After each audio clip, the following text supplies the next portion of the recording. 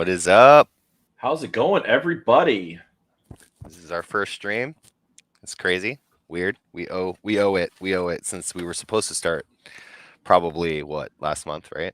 I think so. I think we're supposed to start it last month, but we haven't done something like this since early 2021 or late 2020, I think.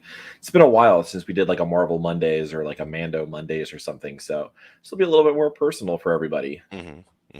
Yeah. So pretty much we're out of time. My name's Nick, and this is. My name's Justin. Forgot everything's the opposite. Holy crap! Forgot about that. We'll figure this out. We're semi-professional right now. Semi Semi-pro. kind of life. Semi kind of time of life. Semi-charm kind of life. Yeah. So pretty much we are gonna start talking about just pretty much what we've been up to for the last 2 years and like what has happened, what kind of transpired to there, and maybe we'll give a little sneak peek of something. I think I we don't will. know. Maybe, yeah. Depending. And then we're gonna pretty much nerd out and talk some Mando, which will probably lead into most of our time afterwards. So we'll see what we get from there. Oh, actually, you mean Boba Fett. Oh man. We weren't talking about Mando, but I know. I mean, well, you'll spoiler understand. alert. Spoiler. Well, come on. It's been enough time. Yeah. Been enough time. So yeah, let's. I kind of want to talk about like what we've been doing over the past 2 years. If you don't know about us and you're just kind of figuring it out now, this is a weird time to get to know us. But we're a pop punk band out of Orlando, Florida. We are on the magnificent roster of Revival Recordings. If you're watching this, also pull up on your second stream the Bar Down Breakdown podcast, which is also going on right now with Nicholas Rage, which is another band on our roster, and I fucking love that band. They are another Canadian band, and I feel like I love too many Canadian bands. But pretty much what we've been doing is recording and playing shows, and we got a lot of cool stuff coming out for you this year.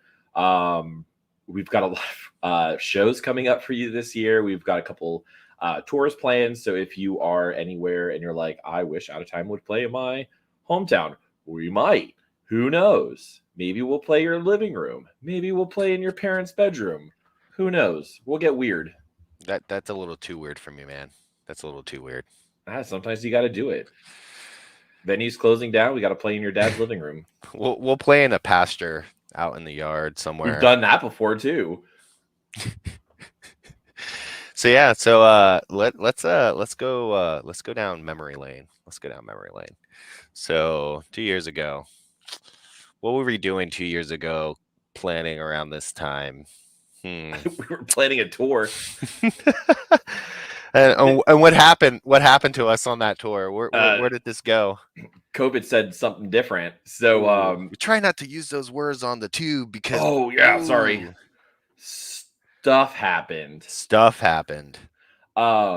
So we it was funny. We had planned out this tour in 2020, and it was supposed to start in, I think it was like March 19th or something around that time. Oh no, we were actually supposed to be in Charlotte on St. Patrick's Day. Yeah. It was like a couple days before we got into a van, we packed up the trailer, we drove up to Washington, D.C. overnight. We stopped at Cookout. We are not sponsored by Cookout. Would I like to be sponsored by Cookout? Definitely. But we were greeted by a wonderful man who said, "It's 2 a.m, honey. The dining room ain't open, but you can come right through the drive-through." Yeah, I forgot about that. So we drove a van and trailer through their drive-through, and with 9 orders for drive-through, which is insane. Drove up to Washington, D.C. We played a sold-out show at DC9. We then played the Yellow House down in Richmond. Rest in peace. That was probably one of, I think, every band has played Yellow House at some point in time. They even had Rome play there at one point. Mm-hmm. And then we had a day off in D.C., and we were told that the world was going bonkers. Just a little bit. Yeah, that was crazy because I remember us like trying to figure out what to do, like how serious everything was. And like it's kind of like it was just really a surreal like experience, and not even in a good way. Like, No. Was the state well, closing? Were other I states remember closing? we're like, okay, let's put in perspective. I remember us in DC at a bar, and like we're just having a drink, chilling, and we're talking to, I think, our waiter at the time, and he's just like explaining what's kind of going on around there because of the whole situation. And like uh I just remember the dude just kind of asking us like what we were gonna do and all. First, like the whole conversation was crazy because like he kind of knew, bands from Orlando and stuff like that. And then we see on the news about like stuff like closing down and like possibly like closing borders and things like that of like the states or stuff. And we were just like, we got to get back, I guess. Like, so we played like two shows on the road, and then we were just like, let's go. I think yeah, we spent one more night in DC. We woke up the next morning and we drove 16 hours back. Picked up some Bojangles though. Hmm. Not sponsored by Bojangles, but if you want hot and fresh biscuits, Bojangles hook us up because we ain't got none in Orlando right now. Nah, not yet. Not yet. Soon again. Soon again. But yeah, we made the trip back. And it was funny too because I was in talks with a producer out in Orlando, Dylan Herzog, who runs Close Quarter Recordings. I had met him at a bar. I think a lot of things happen at bars with us. Yeah. Uh, and he was like, "Hey, what are you guys doing? What are you guys' plans?" And we kind of told him the plans. And I think we got back on a Tuesday night. Wednesday morning, I messaged him and I said, "Hey, do you want to help us record a new song? We got a new song. We got nothing else to do right now." We were in the studio that Saturday, I think, pre-proing Pretty much. Yeah. what was going to be Husky Fight, and then we spent I think 2 weekends there recording Husky Fight, and we said, "Hey, do you want to do some more?" And we did a couple more, and we did a Taylor Swift cover, we did an MGK cover. If you're on Covered in Punk playlist, you probably heard our MGK cover. It has a great vocal feature of me saying "fuck it, we're doing it live," which is exactly what I did with this podcast. Um, but yeah, we had a lot of success with that. Tip of the tongue, the teeth, the lips, and Yeah. We had a lot of success with that.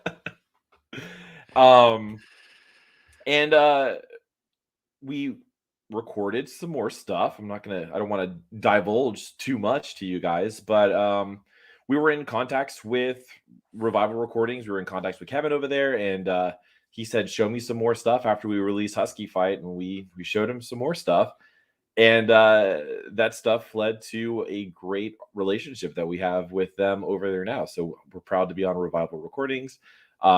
Stoked to be on a roster with a lot of bands that we listened to. I think in 2006 to like 2012, like Alisana, I Set to Kill. Our friends and We Were Sharks are on there, and just kind of excited for the future of things. And it's kind of why we wanted to start this podcast, was to kind of get in touch with everybody, kind of talk about what we're doing, and talk about other cool stuff that we're into, like Star Wars. And I'm in love with Peacemaker right now, but Yeah. and a few other stuff. That show's pretty gnarly right now. That show's It crazy. is hilarious. So yeah, so a lot has happened. A lot has happened. Man, so it's pretty much close to a year, I would say, to about the time that I would say, yeah, we can go into this a little bit and then come back in round because, Yeah. I'm sure, we want to share this out. But so yeah, it's been close to a year since we kind of did a couple of things. Obviously, we've been in the studio, we've been recording, and we've been knocking some stuff out. Pretty much we just wanted to get out of our chest. And I guess, Justin, is it okay for us to give a little peek? Yeah, I think it's quite proper. We did a few things a year I ago guess this weekend. it's quite proper. It's quite proper. We if you follow us on Instagram or any one of our social media platforms, you've probably seen a few videos of us doing some cool things. But this is one of the cool things that we did, and I think we can do a sneak peek of something we got going on. A sneak peek. A sneak peek. Sneak peek. I got Let's my see how Steve this Brule go. coming out. This was a false start to a false start. We're bending over backwards. Rest assured we're moving forward. It was a false start to a false start. Too bad I was deceived when you tried to bury me. So that is the chorus of our new song "False Start," which I think we're okay to announce it. Oh yeah, someone's saying check out the porg. I love that porg. Yeah. Thanks for shouting out the porg. Everybody in my house absolutely hates the porg. The dog can't stand it. The cat can't stand it. But we're happy to announce the announcement of our new song "False Start," which comes out this Friday. Next week, because today's Friday, on February the 11th. We got a couple of other cool things that are going on, but I think one of the coolest things that we have going on is it actually has a sneak peek, not a sneak peek, special guest star on there and vocal feature from Nikk Thompson of Hit the Lights and Thief Club, which was one of my favorite bands, you know, growing up in the pop punk era from like 2006 till current. And Thief Club is probably one of the bands that is always on rotation on my Spotify. I always play Thief Club, whether it's Holy City, Chicago, any of the features with like Matty Arsenault or Will Pugh, I'm like on it. And I was really excited when we were able to get him on board to sing on this song. So that's the sneak peek. You got to listen to the YouTube video if you've missed it. But it comes out next Friday. I mean, we can be nice. We can be nice. I'm gonna be nice. Here we go. This was a false start to a false start. We're bending over backwards. Rest assured we're moving forward. It was a false start to a false start. Too bad I was deceived when you tried to bury me.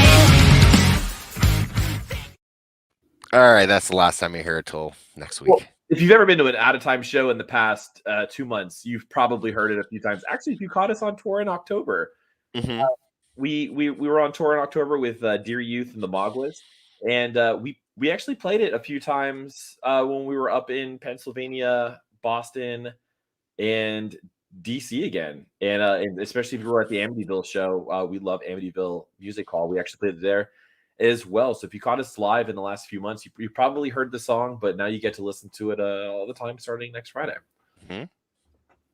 Promise it's good. All right, I'm over here talking to the chat. I'm saying and go Ewoks because Ewoks are amazing, and I love me my Ewoks. Love the Yub Nub. Yub Nub. So yeah, so man, so I can't wait for us to like really be able to talk about like some of the stuff with like False Start, because it was a fun experience, and like maybe next week we can dive in a little bit more with it being out, and you know, kind of go into some of the backstories of some of the stuff that, you know, it was very interesting of an experience for sure that weekend. So, and some fun stuff, some funny things that are going to come out. We have too much behind the scenes footage of us recording False Start and us doing other things that will be announced shortly, but a lot of it involved sun poisoning. Yeah. A lot of it involved a really bad sunburn, but it was a blast just getting to do all of it. And I honestly can't believe it's been a year since we did all that. It's time's kind of flown. I know. It's crazy. So I guess with that, what do we have planned coming up for the next, you know, month or two? We can't divulge. We have a show coming up in Tampa or Brandon, but Tampa's kind of like the closest major city. We have a show coming up in Tampa. We have another show in Orlando on the 17th that just got announced with Suntitled and our friends over in Bay Street. I'm kind of stoked. I've been listening to Suntitled for a little bit, so I'm really excited to hop on and play a gig with them. Yeah. In March, actually, we will not be playing an out of time set for this show, but we're gonna do a yearly, like it's an annual tradition in Orlando called Warped Winter, where a bunch of Orlando bands come together and we do cover sets of our favorite bands. And we're actually going to stay true to this one, hopefully, because I got sick last year. Nikk got sick the year before. Yeah. And we're going to actually do a New Found Glory cover set. So if you don't know it, or if you've never listened to us before, you've probably figured out that New Found Glory is probably one of our favorite bands. And we're going to do a cover set of some of our favorite New Found Glory songs, some fan favorites. We're old as shit, so we're going to be playing a lot of the older New Found Glory songs. We're old as shit, dude. We're in our dude, come on. We're in our 30s. Come on. Pop Come Punk's on. not We're not dead. that yet. No. No. But we're going to be playing some of our favorite songs that we grew up to, some fan favorites. And it's going to be a blast just being able to kind of just It's gonna be a play blast some beat. songs. Hold on, let me fix myself, dude. For real, like my seat keeps sinking. I promise you, I'm the tallest one in the band. I promise you, and like I feel like I'm R2D2 right now. Like I don't know what is going on. Hold on, yeah, there we go. I think some of my favorite band promos are when we stand like the old AT&T commercials where it's like you, then me, then James, then Mike, then Tony. It's so funny. Like, yeah, someone called. We just posted a video of a photo of our photo shoot recently, and like, I think someone called out Tony of a shorty. Like, I was just like, I didn't realize. Like, when posting the video, I was like, oh man, everyone's really gonna see how short this kid is. Oh, So, I can promise you, he's been like that with around me for forever. I love you, Tony. well, yeah, it's like Shaq and his wife with you two. Yeah, Jesus. But yeah, I mean, it's we got a lot of shows coming up. We have a lot of cool things that we're ready to announce, that we're going to announce coming up later this month and early next month. We got something really cool planned for June with our friends over in Bar Down Breakdown. We'll probably do an entire tandem podcast with them episode just to kind of go over what we're going to be doing with them in June. I'm really excited for it. We got a lot of really cool things planned out for that one. And a lot of it involves a lot of friends that we've met on the road. A lot of it involves a lot of friends that we've met from the Bar Down Breakdown podcast. And it's going to be coming up in June, right? I think it's the weekend of right before my birthday. Yeah, so that's the leak right there. You gotta figure that out. When is Justin's birthday? And so you can start planning right now before whoever can figure it out that doesn't. I'm sorry, that doesn't know me. It doesn't know him. Hit us up and we'll see what happens. Hold on. Let's see what we got here. When you realize you're not Courtney. It's okay, Courtney. We put you on the spot. Sorry. Yeah, we put you right on the spot. It was great. I love it. Oh, Courtney is the social media person behind Revival Recordings. And she totally forgot that she was signed into her personal account. But it's all good. But let's just say how amazing like the team has been there though. Like just like instantly the connection that we have. It you know, I'm gonna say I'm humbled. Mm-hmm. Everyone really puts work in, so and we see it. So we're excited. So do you want to start talking about Star Wars? Yeah, and I'm gonna preface this whole conversation saying that I am a diehard Star Wars fan, and I also hate Star Wars fans. Well, let's with that. We'll dive into that, especially with kind of like the recent episodes of Book of Boba, which I've been really excited for. I mean, I feel like Boba Fett overall, even though he said maybe 15 to 20 words in the entire original trilogy, is definitely one of my favorite and has been one of my favorite characters since birth. I remember, like, especially like when I was in third grade, I brought in for show and tell, I brought my Slave One, or Boba's Fire spray. Fire Spray, which is Fire now what spray. it's called. But I remember bringing that in and showing it off to everybody, and I had Boba that went right into the cockpit. I had the Han Solo and Carbonite that came with it too, that you would load right into the bay. And I think, like, ever since I saw Empire Strikes Back, I've just been absolutely enamored with that character. So being able to kind of, see him resurrected, for lack of a better term, with the, and back in canon, because I know he's been in the extended universe here and there for a couple stories. It's just really cool to see him, and it's really awesome to kind of see, like, Tamora Morrison, reprise his role as Jango Fett and 6 million other clones. Yeah, pretty much.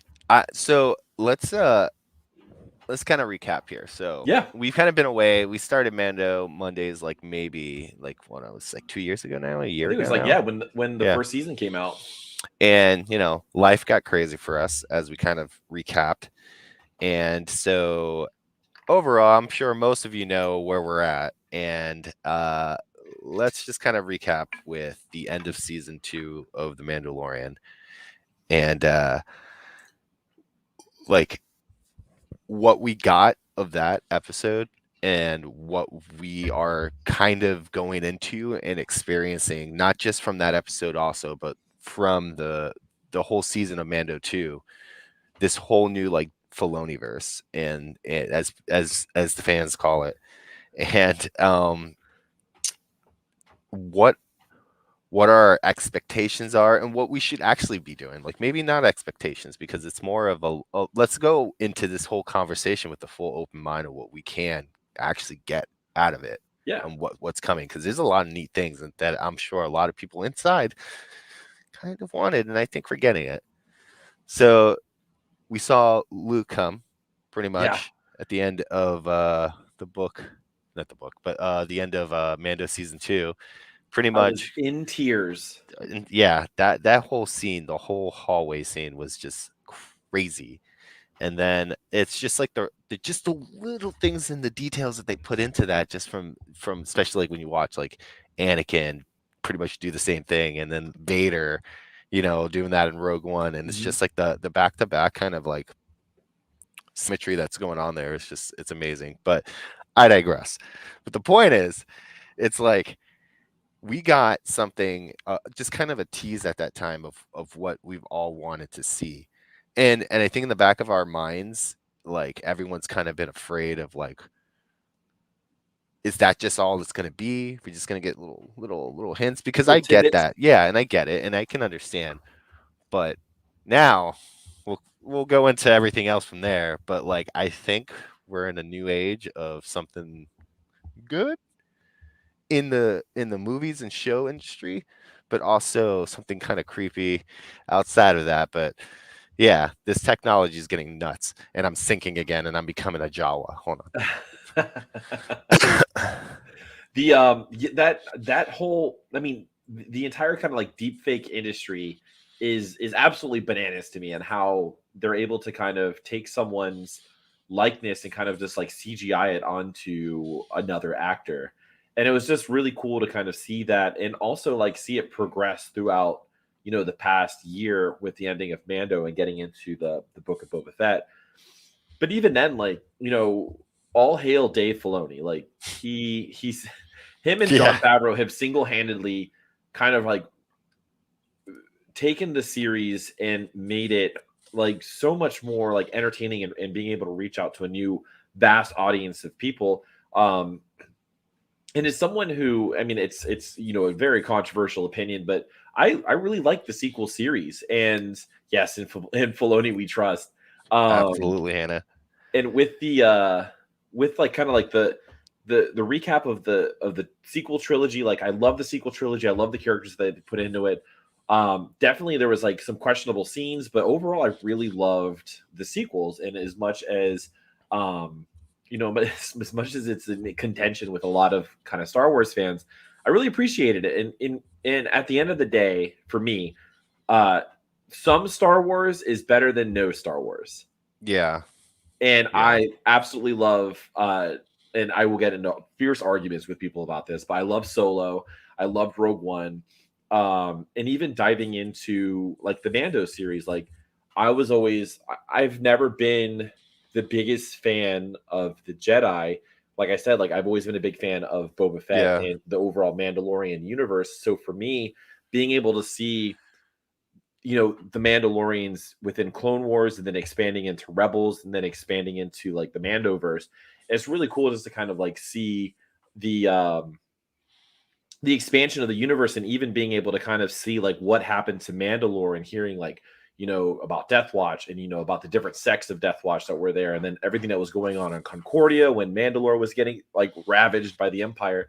It's just really cool because we've only heard stories of what happened, and especially like in the last episode, spoiler alert, we kind of got to see a little bit of a glimpse of kind of like the siege of Mandalore and you know, the Night of a Thousand Tears.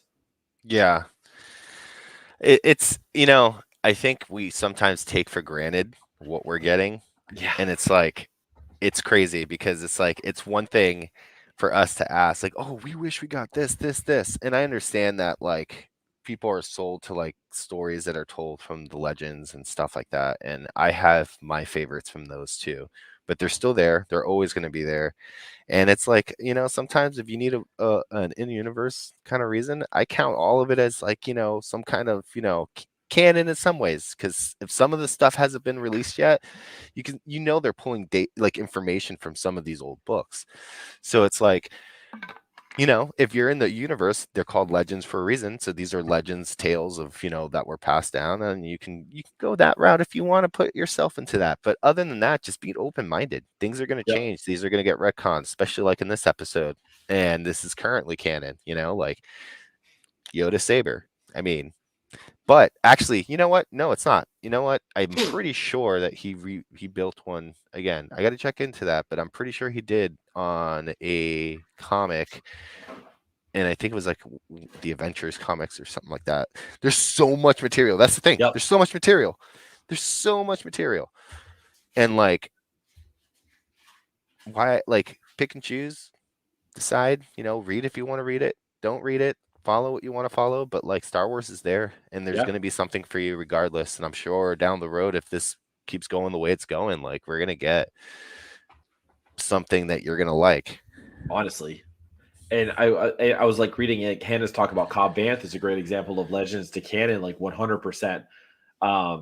He's just like a really cool character to kind of like see brought in from that extended universe and legends, you know, and brought into canon. And he was like, I don't know, he's like a lovable character too, like overall. The other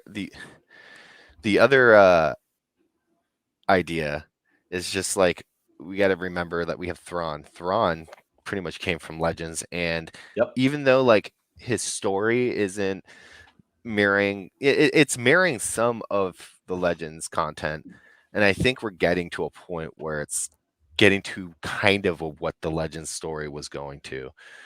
But like, I mean, I really enjoy his growth that we've gotten now, especially with Rebels and stuff, and what I'm expecting or assuming we're obviously gonna get more Yeah. come soon, or the Ahsoka show. So like there's all of that. But like this last episode of the Book of Boba pretty much reintroduced us to Grogu. You know, just we're watching Grogu train with Luke, like, and not just like train with Luke. He's there. We're also seeing Ahsoka there with Luke, and we're, And you the know, building of a new Jedi temple. yeah, we're seeing so many things, and it was done so well. Like, I want to watch that episode. Like, I feel like that episode alone stands on its own as hey, I want a filler between I go watch a movie or something like that. after Return of the Jedi, I would go straight to that episode and watch it. Yep. And like that's how it feels to me. Like it feels so connected to the movie that it like no brainer. But then like just seeing how finally being able to see how Luke would be training and like it's crazy because like again He's had two different styles, two different masters, like with Yoda and Obi-Wan. Yeah, Obi-Wan didn't really like kind of like train him, but even that experience that he had with Obi-Wan on Tatooine, and especially like going into like the first Death Star, was just tremendous for kind of like Luke's growth. And then when he went to Dagobah to kind of like train with Yoda, it was just really cool to see. And I think also what I really enjoyed about it too was seeing this is the first time that we saw Ahsoka and Luke together. Mhm. And especially like the comments like, you have so much of your father in you, like you can see kind of like the influence that Anakin had, even though he was barely present in the life of Luke, had within Luke and even like in the presence overall. So I kind of want to see what's going on. I mean, I hope I have a feeling that like Luke's able to kind of like communicate with Anakin, especially as the Force ghost. But who knows if we'll see that. If we do, that would be great. But I don't know. I'm kind of enjoying it so far. I have a hunch that it's again this is all speculation, but it's like probably in the Ahsoka show we'll see that episode maybe where she either it takes place after all of this. I have a feeling that this episode is in between her season, like her series. And I have a feeling Yep. like at some point she's gonna end up going to Luke. And that's how this conversation happens. So it will make sense because I mean they're good at doing that too. Like, Yep. jumping points. And there's no reason, there's no reason not to. I mean, I feel like we will get it and we will get some kind of version of it that's very, sorry, I think my wife just got home and my child just screamed and scared Aw. me. So yeah, no, I think we'll get something that will tie that in some way. If not, definitely, I mean, it's going to be a missed opportunity if we don't see Ahsoka talk to Anakin as a Force Honestly. ghost. Yep. And Luke. I need to see that with Luke too at some point. I kind of want to see that connection, but I'm tired of talking about the Skywalkers because all we've ever gotten is Skywalker nonsense over the past forever, and I kind of want to talk about Boba Fett. I want to talk about that character growth. I want to talk about my favorite episode, which is Dances with Tuskens. That's not what the episode is called, but it reminded me of Dances with Wolves. Yeah. And I thought taking his escape from the Sarlacc pit and the Jawas taking his armor and kind of like patching that whole plot hole was amazing. I also really liked the Tusken scenes. It's a lot of fans are like, I want my Boba Fett back. And it's like, who's your Boba Fett? Like, your Boba Fett had 10 lines.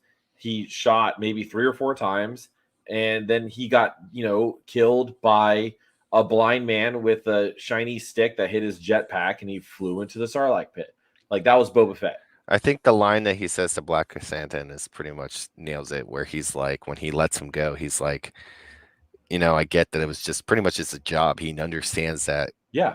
that's work. It was work. That's what they had. He had to survive. He was doing what he's done. And then at this point, he's just tired. Like he's over the bounty hunting life. And it's kind of like seeing that growth of the character, especially like in his time with the Tusken Raiders.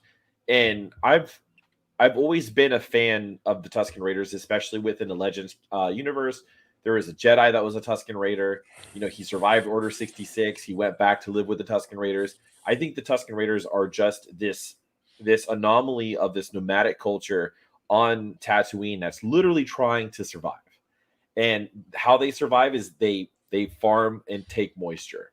That's literally what they do. And I think the entire culture has just been, kind of like subverted in the 70s and 80s is this like primitive culture that's kind of like out in the sands, and we don't really know too much about them, but they're kind of violent.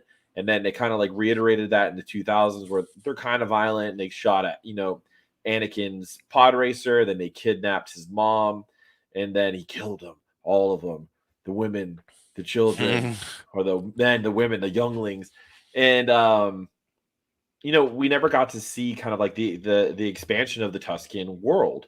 And I think like with the Book of Boba Fett, we're able to see that. We're able to see the culture. We're able to see how they build their weapons, how they live out in the deserts of Tatooine, especially with the black melon, right? Mm-hmm. Yeah, and the black Um, melon. so it's just really cool for me to see that, and like just seeing like the growth of Boba through all of this. Like he was still very much in that warrior mindset when he was taken by the Tuskens, and he kind of earned their trust by I don't it was I don't know I don't think that was a crate dragon that he killed. Do we have a name for that creature yet? Yeah, I'm pretty sure that's what they The that's four-armed. it's some kind of sand dragon. I have to check it, but We'll fact check that later. I feel like it was. But then again, the crate dragons are supposed to be extinct, so I don't think it was. But we saw a crate dragon in Mando too, so Yeah. who knows? Oh no Uh, no. Oh yeah, that thing with that lizard thing that Boba fought was just some kind of other creature. I forgot the name of it, but yeah, it wasn't a crate dragon. We'll call It him wasn't. Goro. He was Goro. Yeah, Goro, pretty much. Star Wars is Goro. But yeah, it's just like seeing that growth, then seeing him kind of like teach them how to ride the speeder bikes, and him like growing an attachment to the chief and to like the chieftain's son. It was just our daughter, who knows? It was just a really cool kind of like concept, and just seeing his character grow from a mercenary into a leader is just really is just kind of like pulled at my heartstrings a little bit. Yeah. The Yeah, Pokemon, the Pokemon champ. Machamp. He's like a mixture of It's like true. Machamp and Cubone. Yeah, yeah. But yeah, so I think everyone forgets. It's like people hate when certain characters get humanized, and it's like we've been seeing Boba's growth since the Clone Wars, and I understand like there's a lot of people. This is the hard part. It's trying to get people that don't watch the animated series or follow like anything to catch up, and they're doing the best that they can with the show to like allow them to catch up um to what we're used to seeing with Boba. Yeah. Boba, I feel like, yeah, the show has its moments and they're finding it, but that's fair. It's been a while since we've seen Tamara Morrison do stuff like, with as Boba or Django or a clone, physically. And I think what we're getting is still true to his story, because like what we've gotten from the show so far is right in your face. It's like he learned his life as a bounty hunter growing up under the circumstances that he was given. Yeah. That was his life. He saw his dad get his head chopped off pretty much. And like, Right in front of him. yeah. And like he, ever since then, it's just been on the go. And if you want more of it, watch the Clone Wars, because it really is worth it. Can we talk about how he had to pull his dad's head out of the helmet? I don't, yeah. Take the rest of the body out of the armor too, because we kind of forget about that. Those and then unspoken things. Yeah. And he kind of like if you watch the Clone Wars, you know what I'm talking about. If you haven't watched the Clone Wars, definitely binge it. Just watch an episode a night or 2 episodes a night. They're quick, they're entertaining. But then we saw him, next time we saw Boba he was teaming up with Bosk and several other bounty hunters, right? Mm-hmm. I know he's teamed up with the Aura Singh, and like he's learned a lot from a lot of these bounty hunters and Dengar. And Dengar too, actually, yeah. And like if you haven't realized, like the whole idea of that, he's looking for that family, a guild. He's always been like he has this thing when he was a kid, at least I noticed that, where he was always just trying to like cling on to like some kind of team. Yep. And he worked well, but he wanted to lead it. We're seeing that now finally come to fruition, and it makes sense. It makes perfect sense for him. And like, I don't know. I don't know what we're complaining about, because I mean, he's still going to be he's just going to have more respect, but he's still going to allow bounty hunting and people that have their territories, but just with more respect and law, because he's just human. Yep. Or he's a clone. Well, yeah, he's fair enough. I mean, it depends how you want it. Well, it don't matter. He's human. He's a person. I'm a Yeah. person, and my name is Annie. But it's just cool, kind of like seeing what's been going on. I was laughing. I was talking to a coworker, and he was like, "I really want to see Dengar come back." I'm like, "Well, we did see Dengar come back. Dengar was in Last Jedi. What? Well, Last Jedi. He was in one of the sequel trilogies, but he was kind of like all robotic. I have to check. I feel like that's in the book. I think that is the case, but I don't know if that's just what people were saying.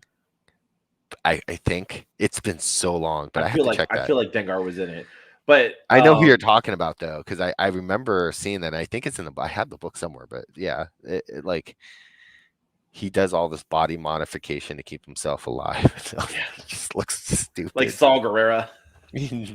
Not even. He Not just even worse. Yeah, it's definitely a botched job. But I kind of want to go into the expectations for the rest of the season. We got, spoiler alert, we got Cad Bane. I was really excited for Cad Bane. He's a character that we haven't seen since Clone Wars, or was he in Rebels? No, Mm-mm. no, he wasn't in Rebels. He was in Clone Wars, and then the last time we saw him prior to this was in Bad Batch. Yes. So we got to see a live action version of Cad Bane, and everyone's upset because he's a different shade of blue. And He's old. He's old. He's just like, that's his form of graying, right? He's just lightening up. Plus, maybe give him the benefit of the doubt. He was on a twin sun planet. It's pretty fucking hot out there, and you need some sunscreen. So maybe and he he's lost just his big hat. Yeah. Well, I mean, I don't think the big hat would like work for live action, but well, he lost it anyway in Clone Wars. So true. Oh, come on, he could have gotten 1,000 other big hats. Yeah, but that's his big hat. And honestly, like if fans, and I'm gonna tie this into music really quick. If you guys want a different shade of blue, go listen to fucking Knock Loose. But leave Cad Bane alone. That's fair. He's like 70 years old. He's still a total badass. This guy is the one that put the dent in Boba's helmet, and I'm really hoping we're going to be able to see some type of kind of like flashback for that, or any type of like, you did that. But so we got Cobb Vanth, we got Cad Bane, we got to see Grogu being a part of Order 66. Which was really cool scene to see. That was like, I was like, ooh, this is pretty cool. We haven't seen live clone troopers in a bit. No, I'm a part of me even feels like those were like CG. Look, I don't care if they were CGI. Don't matter because it would match.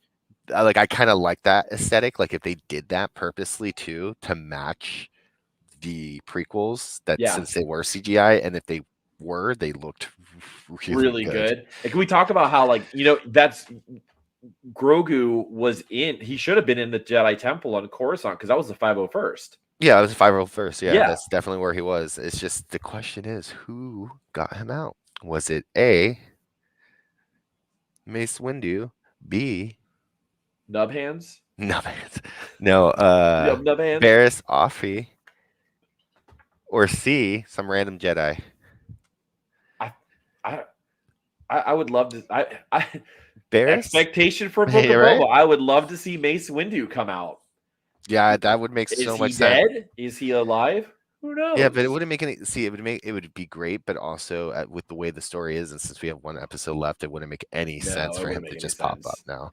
No, but can you imagine if he just comes in and he just guys, Boba head off. I'd be kind of upset if he did, but that'd be meme happen. Lord status right there for Filoni. For sure. But I mean, what are your expectations? Well, I guess what we'll do expectations, and then we'll probably start to wind the show down. So what do you think is going to happen for the last episode of the Book of Boba? So things that I would love to happen. I would love to see Han. I don't know if that's going to happen. I don't think so either. Now at this point, there would be no reason. There would be no reason for him to show up. But what I would really like to see as a beloved fan of the Solo series is we all know that the Spice Federation. God, I can't even remember their names right now. We The know that they're Pikes? part of the Pikes. There we go. We know that they're a part of Crimson Dawn, Hmm. and I would love to see Kira. Yeah, I feel like if anything, she's going to be the cliffhanger, Yep. and it'll go in from there. And I think we'll see Han maybe for like Mando. Yeah. What I was Or expecting, Ahsoka. yeah, that true. Well, it's just because what I was expecting was like, and it would make, yeah, I thought it would make more sense, and I thought that it was around this time period that Ben comes to train with Luke. So, but I don't think so. I think we still have some time We have a before little he bit of goes. time. I think he's only 6 at this point, so We'll 5 or see. 6. So he's not ready yet. See, that's the other thing. Luke was just in that episode was just like, Winging it.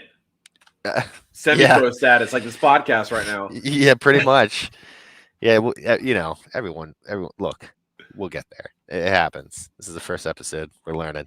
We're learning. Bear with us. I want to see Bosk. Yeah, I was hoping. You know We what? might. He's hired muscle, man.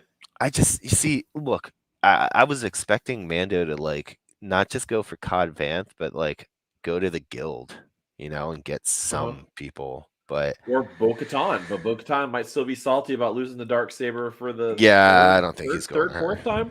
Yeah, I don't think he's going to her. But I think that will be his next thing is to go to her to explain what his trials is to become a Mandalorian or something. She's probably going to be like, "Nah, dude, like you are one. Like what are you fucking talking about?" Like Yeah, don't listen to that weird like to listen. cult nonsense. I feel like I think I talked about it at work with some coworkers today. Not obviously not in Book of Boba, but in the next iteration of Mando, I feel like the armor could be some type of antagonist. I don't know. I feel like she's Or maybe even Vizsla. no. Yeah, I can see that, but part of me feels like maybe she's like really I feel like she's trying to teach him some kind of lesson that he needs to learn because he has the dark saber and that he needs to go like even though like he's saying, well, I have to go into this cave or swim under and do something, right? Yeah. And he's just like, well, it doesn't exist, because the planet was pretty much destroyed mostly. And she's just like, well, I guess you can, right? Like it's almost like she knows what she's doing. Like she's forcing him to go do that. That's part of his quest. He has to, especially if he's going to be the ruler of Mandalore. Yeah. I mean, come on. You know that one of those creatures are going to be around somewhere, and he's going to find it, and he's going to write it. The Mythosaur. Yeah, he's gonna write it, and it's going to be the last season of something, and he's going to rule Mandalore. Or Grogu. Or Grogu. With a Beskar fist. Grogu rules Mandalore for 900 years. So that's what we think is going to happen for the last episode of the Book of Boba. No, but how do you think it really is going to end? Do you think it's just going to be like a Pikes showdown with Boba's crew, and then like that's the first half of the episode, and then the last half is just like you wouldn't expect it? Or I feel like the Hutts have something to do with it. You know what? I don't.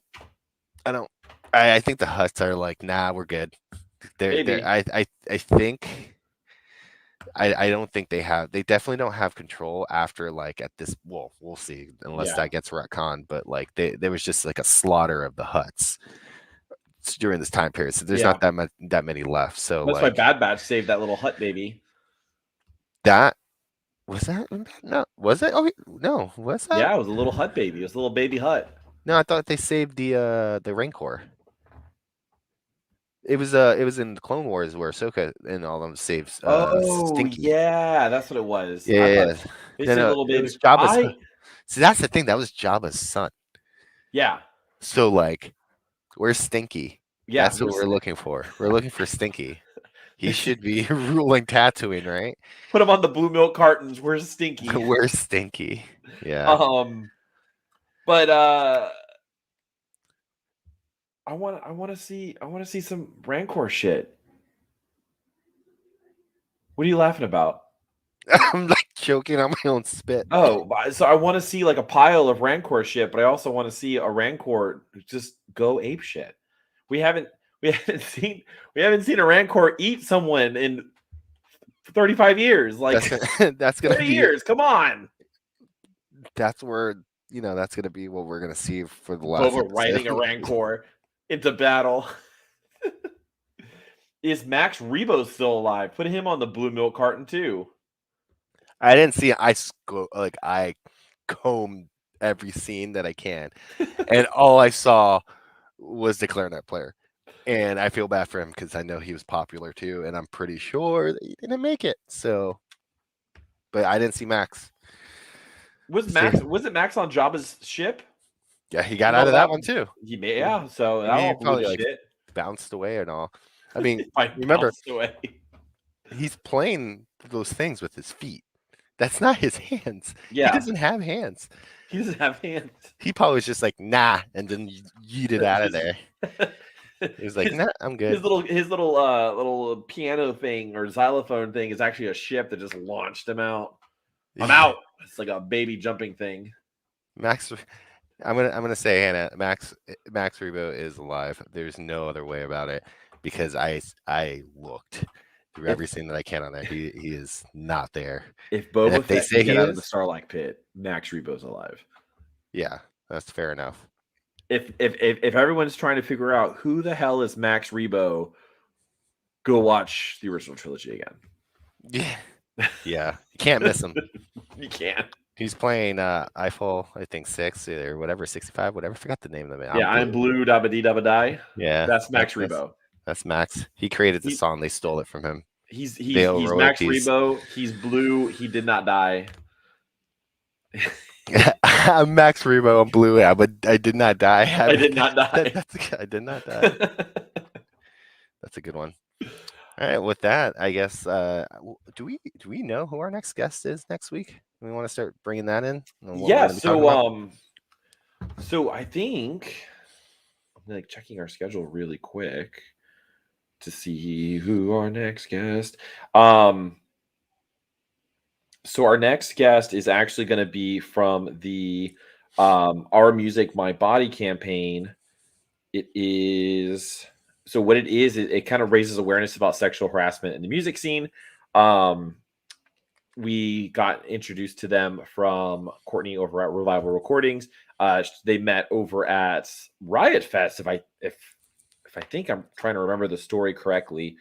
And I think that's what it was. And we're gonna have Nina on the show next Friday to kind of talk about kind of like what she's been doing, her mission behind Our Music, My Body, and kind of talking about, what's been going on in the music scene, what we can do to kind of like fix, the sexual harassment, and I'm just gonna be honest, and the grooming, and it's been a pretty running rampant in our scene, and see what we can do to kind of change that, mentality of these musicians having whatever say they want over their fans, and that's not true, and that should not happen. Like, we're here because of our fans, and we want to make sure that we give our fans the same respect that they give us. And on obviously everything that's been going on with a lot of these bands that have been getting rightfully canceled for sexually abusing their fans, what can we do to kind of fix that, and what can we do to make the scene a safer place for everybody? So that's going to be next Friday's show. In between then, Fall Start's going to be coming out too. So next Friday we'll have Fall Start out. Keep an eye on our social media channels at Out of Time FL. Go to our website, which is right there, and you can even follow on our own personal social medias too if you want to just kind of catch up on what we're doing. We'll be posting about kind of like Fall Start when it starts coming out. But follow us, get to know us a little bit more. We have a lot of new stuff coming out. We're going to be announcing a lot of cool stuff this week for Fall Start. Maybe we have a music video, maybe not. But we got a lot of really cool stuff that's coming out. We have, like I said, we have Nina from Our Music, My Body coming out next Friday onto the show. So we'll be doing a little interview with that. And then we're going to have a lot of guests coming on. It's not just going to be Nick and I talking about Star Wars all the time, but we're going to have a lot of guests coming on, some of our friends. And then, like I said, if you're in Tampa on the 19th, come check us out. We're going to be playing. I'll throw the link up on our Instagram so you can kind of check everything out. We're waiting on some final details for that one. We will also be playing in Orlando at the Hanau Contemporary Center with Suntitled and Bay Street on February the 17th. And then March 4th, we're going to be doing a Newfound Glory cover set. So if you like Newfound Glory, you like singing along, and you haven't seen Newfound Glory since the beginning of the P word, definitely come out and sing some songs. For sure. And as always, it helps us make sure that, especially to get the word across, just like, subscribe, share, do what you need to do. But mostly if you just like, subscribe, and hit that notification, and we'll make sure that, you get up to date on us going live every Friday at 8 Eastern time. And then also we do have continuous videos and shorts going up every Tuesday and every Thursday. Pretty much Tuesdays we have them going up at 1 p.m. Eastern time, and on Thursdays pretty much the same time as the show goes live at 8 p.m. Eastern time on Thursdays as well. And then some other school stuff that happened this week was we got a really cool care package from our friends over at Glad Racket. If you like my Little Mermaid shirt that I'm wearing right now with and if you like Nick's tapestry that he has back there of Bando, it's all from Glad Racket. This is 100% not a sponsored ad because I love all their products. I have their Poison Apple on my water bottle. I've had it on there forever. Go check them out if you like Disney products, if you like the alt scene, if you like if you're emo at heart, if you're goth at heart, check them out. They have plenty of products for everybody. And if you like bands with branches for names, you'll probably also really like Glad Racket too. So go check them out. They're really good friends of ours. A lot of the designs that they do are actually made by one of our good friends, Shannon Tabor, who does a lot of our designs too.